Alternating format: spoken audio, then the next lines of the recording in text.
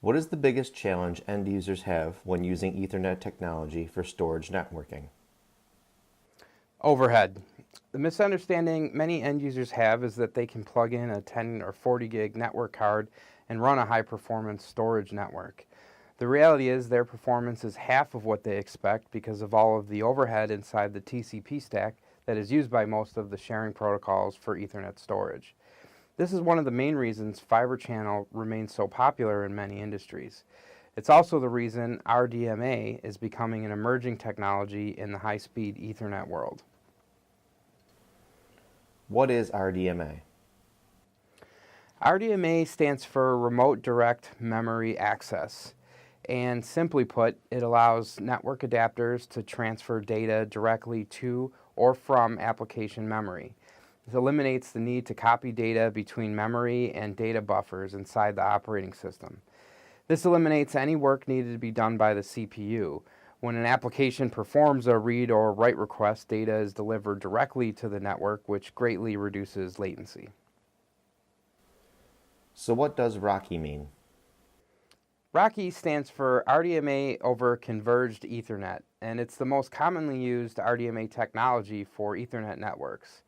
RDMA provides direct memory access, and RoCE is the vehicle that gets RDMA across an Ethernet network.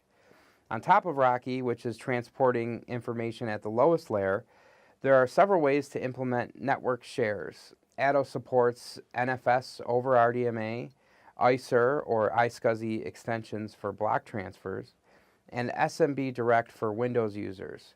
There's also a competing RDMA method called iWarp, which ATTO does not support. Why doesn't ATTO support iWarp? We chose to support RoCE versus iWarp for two main reasons. First, RoCE has a simpler architecture than iWarp. And secondly, the RoCE performance is much better than iWarp. If you look at a layout of the network layers for iWarp versus RoCE, you'll see that iWarp uses a complex mix of layers, including DDP, MPA, and a separate RDMA protocol to deliver RDMA over the same TCP IP stack that causes all sorts of frustration with system configuration and is most responsible for all of the overhead that eats up performance and efficiency. iWarp was designed to fit RDMA into existing architecture, and because it sticks to that old software transport framework and merely offloads it, while RoCE eliminates it completely. Because RoCE is purpose-built RDMA transport protocol for Ethernet and not a patch that is used on top of existing TCP IP protocols, RoCE is able to deliver in three key areas that iWarp cannot: high throughput, low latency, and low CPU utilization. How much more data can be transferred with RoCE? What are we actually talking about here? We ran multiple benchmarks with different configurations, and the performance delta was always pretty significant. What we see with an ATTO 40 gig NIC transferring NFS over RDMA via RoCE at a rate of 38 gigabytes per second out of a possible 40. There's almost no overhead, and similar to what you see with fiber channel transfers. Comparatively, a competitive 40 gig NIC running the same NFS over RDMA but utilizing iWarp clocked in at 27 gigabytes out of a possible 40. That's a 27% performance improvement with RoCE. As a real-world example, we have many customers in the film and post-production industry where being able to run multiple streams concurrently without dropping frames is vital. We found that you are able to run 2 more streams of 4K or 1 more 8K stream with that difference. It was really no contest for us when deciding which RDMA technology to adopt. Is RDMA for everybody? Not yet, which is why 10 gig NICs remain popular for most applications. As we move forward and see the size of data increasing exponentially as network performance needs grow, and with other emerging technologies like NVMe over fabrics poised to stretch our limits and put the bottleneck back into the connectivity court, that's where technology like RDMA will become essential. ATTO is well positioned to help meet and exceed these demanding requirements.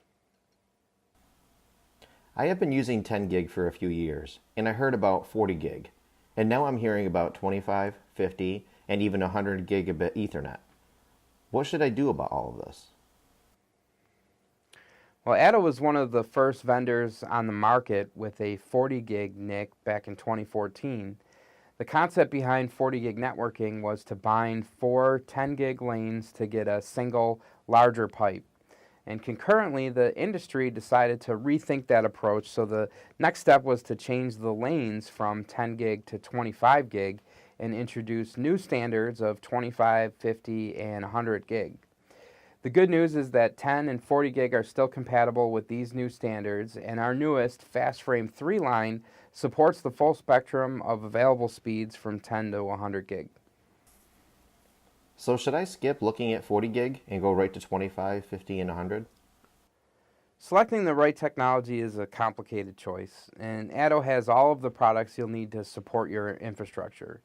There are quite a bit of 40 gig infrastructure components available right now, and the market continues to grow. Depending on your needs, this technology is a great choice if your application demands performance greater than 10 gig can deliver. It's cost effective, stable, and easily fits into existing networks. We recommend speaking with our customer support team so they can help you evaluate which technology would work best for you.